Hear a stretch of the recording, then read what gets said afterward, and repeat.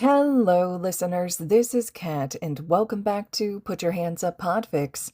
This will be the continuation of Pied Piper. This will be Part 10, Chapter 10, entitled Binary Star System.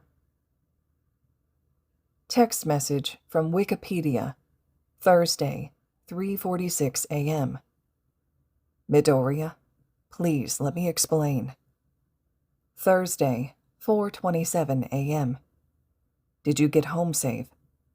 Thursday, 8:53 a.m. I don't know if you're awake yet or not, but I really need to talk to you. Thursday, 3:02 p.m. I can see that you're reading these. Can I call you? Thursday, 7:24 p.m. Be safe on your patrol tonight.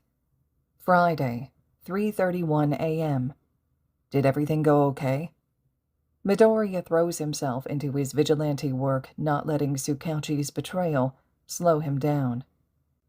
While he himself is drowning underneath his broiling emotions, he reminds himself that he's not the only one and that there are people to save. He reminds himself that he has more obstacles to overcome, more distance to cover, more piers to pass. So he starts with an unusual missing persons case. It's something difficult to keep his attention. Midoriya slides the clothes in his closet to the side, studying the spread of information laid out before him. It wasn't much at the moment, just an incomplete police report, a few social media posts, and the occasional word on the street sticky note he's put up. The boy had only started gathering information on the case a few weeks before the other night. But despite how little he had, one thing was certain. His eyes roamed the scattered pages taped to the wall. It was a group, and the man he was looking for wasn't the only one to have disappeared. In recent years, the role of the Yakuza had become a fickle thing after the ascent of heroes and villains. Their place had been taken with groups and individuals far more sinister than themselves, but looking at the evidence the 15-year-old has now, he understands that not all groups had faded out as he had originally thought. Text message from Wikipedia, Friday, 11:24 a.m. I understand that you need time, but please just let me know that you're safe. It's really not what you're thinking. Just give me a chance to explain. Name, Kogane Gizo. Age, 34. Quirk, Midas touch. Missing since June 21st. Case status, suspended. He was most likely taken for his quirk. Izuku uses his pen to scratch out a spot on the back of his head. So, we're looking for a group that needs funding of some sort. Or just someone who's greedy. Izuku places a sticky note next to the page of the man's missing poster with some additional information. The sister made a public post about finding his apartment broken into, but said nothing had been taken. So it can be assumed that he didn't just leave, but his case was suspended after only a few days. It's a group with a bit of influence, then. But if he really was taken for his quirk, then whatever their reason is, there should be a trail of some sort. I doubt they'd just hoard the money he'd bring in. They wanted for something. So, Midoriya steps backward, perching himself on the edge of his bed as he takes in his makeshift theory board. I just need to find out where they're spending it all. On his nightstand, his phone buzzes with a new text notification. He doesn't spare it a glance. Maybe Giron will know something. Text message from Wikipedia, Saturday, 3:59 a.m. You okay? Midoriya sighs, flipping open the phone the broker had given him. It still only has one contact. He dials the man's number, waiting for him to pick up. Giron answers before the second ring. Piper, I'm surprised, he drawls. Don't tell me you're in need of new gear already. No. The vigilante shakes his head. No new gear yet. The man lets out a low hum. Then to what do I owe the pleasure? You're a broker, Giron, Midoriya replies instead of answering. I was wondering if you deal in information as well. The vigilante already knows the answer to the question, but he needs to hear it from the villain as well. There's a pause where neither of them speak, the only sound the smoky exhale that Giron lets out on the other side of the line. You have to understand that for someone of your nature, the man drawls, that my answer is going to vary depending on what it is you're asking for. Midoriya paces back towards his closet, pushing his clothes further to the side. Kogane Gizo. He has a quirk that turns anything he touches for an extended period of time into gold. He's been missing for 7 weeks. I've got info that points to a Yakuza group being responsible, so I'm looking for a large influx of funds for an organization with enough influence and connections to pull something like this off. Giron leans back quietly in his chair. You'll have to give me some time for something like that. But you realize that if I find that there is no conflict of interest... The man trails off with a silent grin. The vigilante huffs a laugh. Rest assured, if you're willing to share the information, then I've got the money for it. Text message from Wikipedia, Sunday, 2:16 a.m. So I thought of some more gear I could make for you. I know you were complaining about that broker guy not getting you weapons. I was thinking about something electrified, but I don't know if that's something you'd want. Midoriya peels off his vigilante uniform, tucking everything away where his mom won't find it. He perches himself on the edge of his bed, staring into his closet. From here, he can study all the information he's gathered on Kogane Gizo. He'd gone to talk to the sister that afternoon during his first patrol. She'd been surprisingly helpful. He could tell she was desperate to find her brother. It was bordering on 2 months that he'd been missing, and as far as he could tell, the police hadn't done anything to find him since day 3. Midoriya sighs, glancing down at the small gash on his arm. It wasn't very big, and it was only deep enough to bleed, but a few centimeters over, and the woman's quirk could have caused some actual damage. I should really be more careful, he murmurs, falling back into his bed to study the ceiling. I don't know if I'd trust Giron to patch me up. Text message from Wikipedia, Sunday, 7:05 a.m. I couldn't sleep at all last night. Hope you slept better than me. Sunday, 12:45 p.m. I saw an article about you earlier. I thought it was pretty funny, if you want me to link it to you. Piper, Giron drawls. Good news for you, my friend. I've got a name for you. The vigilante pushes himself up, phone pressed to his ear as he checks the restraints on his latest capture. Oh? 500,000 yen. Midoriya curses internally, swiping at his brow. He'd talked big game the other day, but in reality his earlier shopping spree had taken a large chunk from his spending money. That's quite the amount for just a name, Giron. It'd take him a bit to rebuild the funds for it. I had to call in quite a few favors for this, Giron says, leaning back in his desk chair with a grin. I'm running a business here, kid. Gotta make a living somehow. The vigilante sighs, resisting the urge to run a hand through his hair as he starts pacing. It'll take a few days, then. Will you be willing to wait?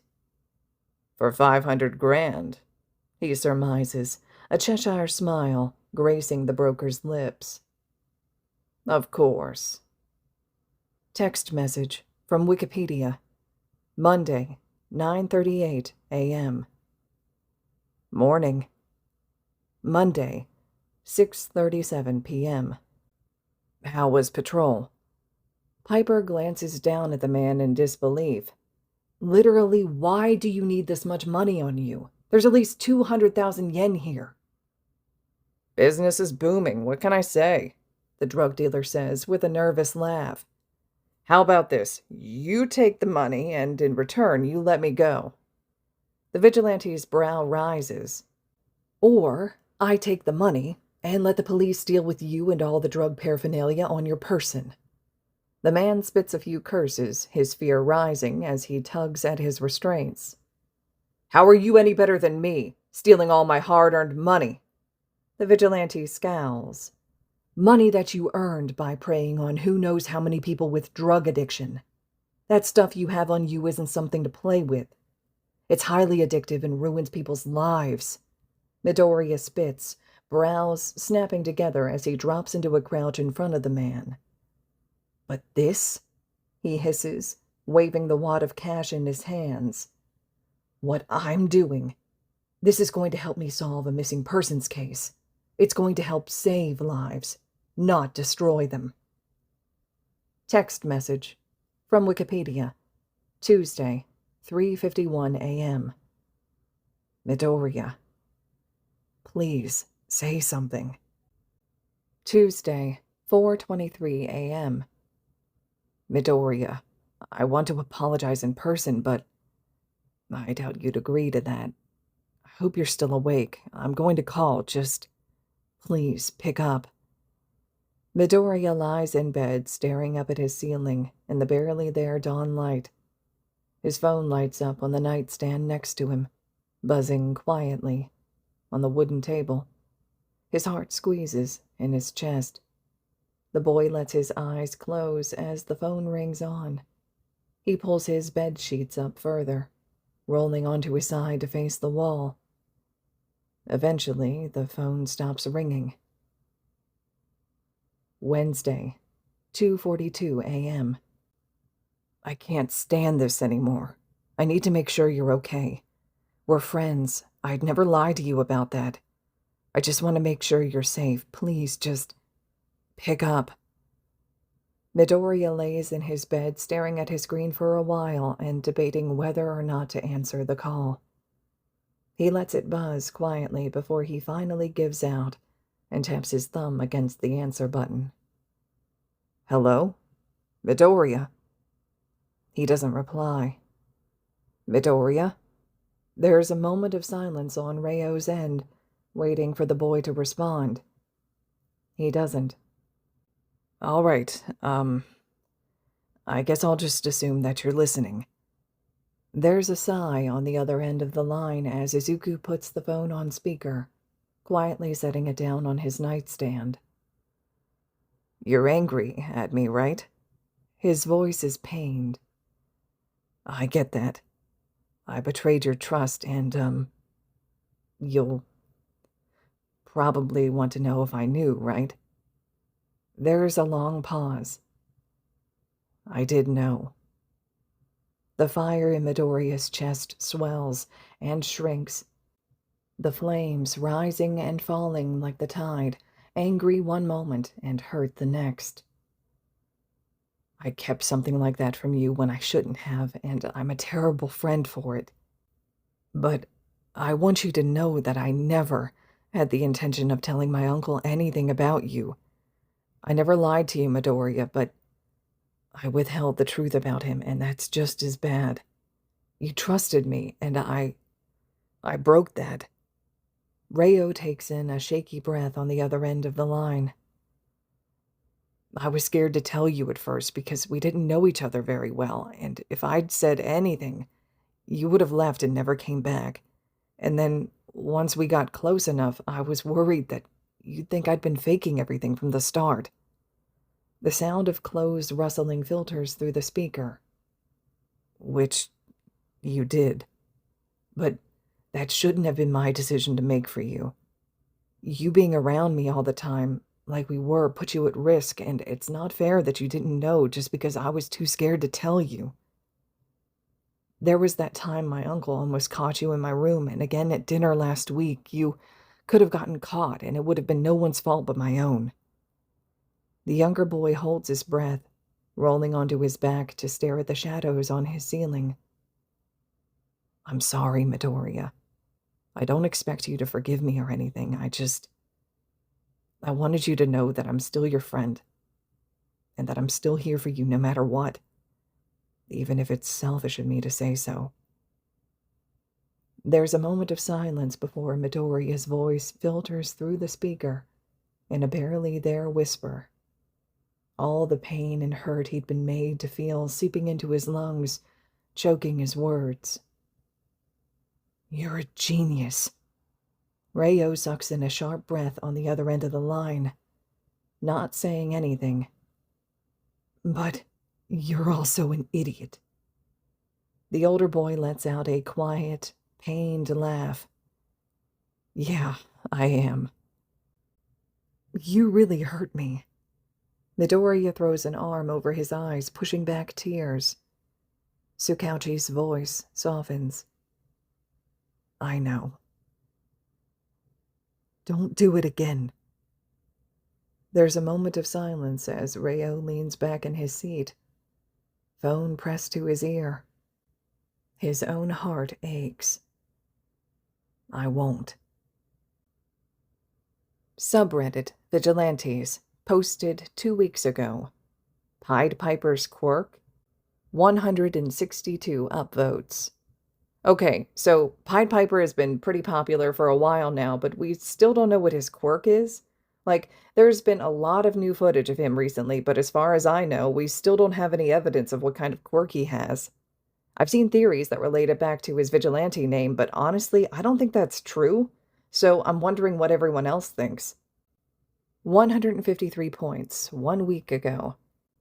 I was thinking about this too, to be honest, and when looking at all the videos, I was thinking that it could either be some sort of minor strength or speed enhancement, but I mean, it could always be a mental quirk. It would explain why we haven't seen any evidence of one, at least. I mean, there's that one hero, Night Eye, that has foresight, and I know a few famous scientists that have intelligence quirks, so it's not a crazy leap or anything. 38 points, 1 week ago. It's the rats. He can control the rats. Text message from Wikipedia to Rat Tamer. Saturday, 3:10 a.m. Good morning. It's literally 3 a.m. Exactly. So it's morning. Anyway, I was thinking about what we could electrify. Oh, okay. Mildly terrified, but okay. So, what do you think? Something with a taser option? Oh, what about a new staff? No, something like that would be hard to balance. Couldn't you just make a taser? What would be the fun in that? That's boring. You're supposed to give me good ideas? Okay, then. Eskrima sticks? I'm trying to think of something that I actually have a decent enough understanding to be able to use. You want me to make you sticks? Electrified sticks? Electrified sticks it is.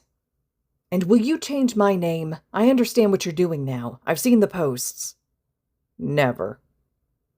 It takes a few more days for Midoriya to build up the courage to actually go back to Rayo's apartment, scared of being hurt again.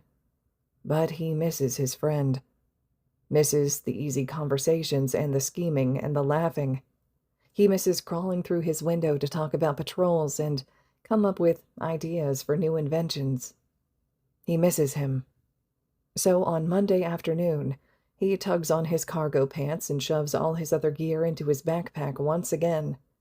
He waves goodbye to his teary-eyed mother after telling her he's going to a friend's and heads for Rayo's, with a pipe shoved back down his pants leg. Text message from Rat Tamer. Monday, 2:35 p.m. What's your apartment number? What? Your apartment number. I need it. 6012. Why do you need it? Hello? Monday, 2:43 p.m. I'm at your front door. Rayo throws open the door moments later after making a mad dash for the entryway, eyes wide. You're at the door. Midoriya nods, a sheepish smile on his lips. I'm at the door. Why? I figured I owed your mom for dinner.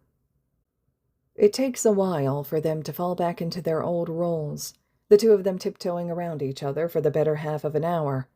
But it only lasts for as long as it takes for one of them to crack a joke.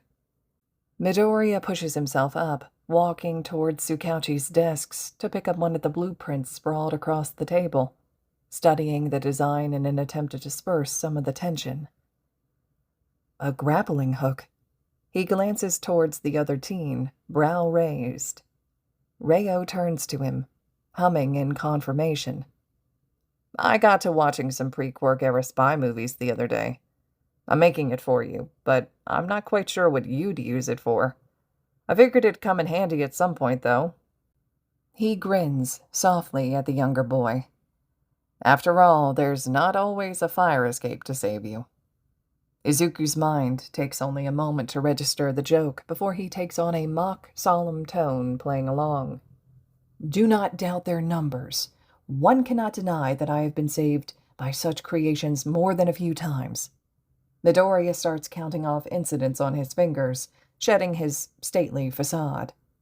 At least, 5 times? Most recently with my Eraserhead encounter. Also, Midoriya exclaims, whipping towards Reo. The smoke was green? Tsukauchi grins at him. Did you like it? The other two are purple and orange. I had to resist the urge to put glitter in them, so it could have been worse if my self-control had been any lower than it already was. The green-haired boy huffs a laugh, setting the blueprint back down as he plops himself back on Reo's bed. Thank you for restraining yourself. I ended up changing back into civilian clothes once I got back to street level for safety, but glitter is like a lifelong disease once it's on you. A smile blooms across Izuku's face. Can you imagine if you'd actually done that, and Eraserhead somehow managed to find me again? Why no, Mr. Eraserhead, sir.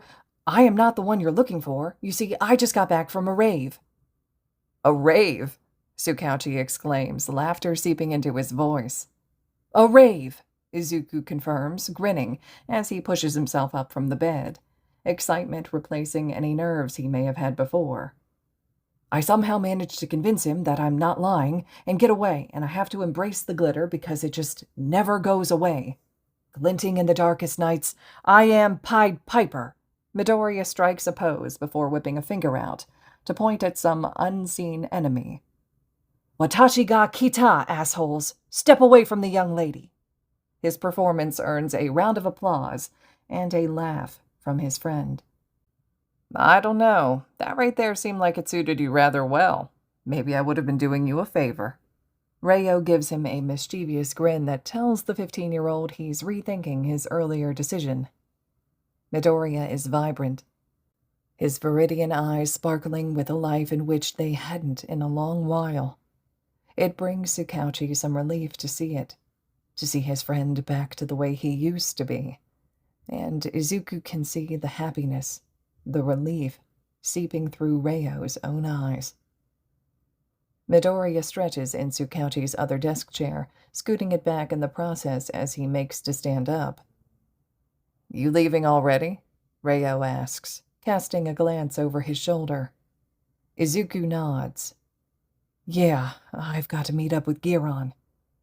It's for that missing person case I told you about a few weeks ago.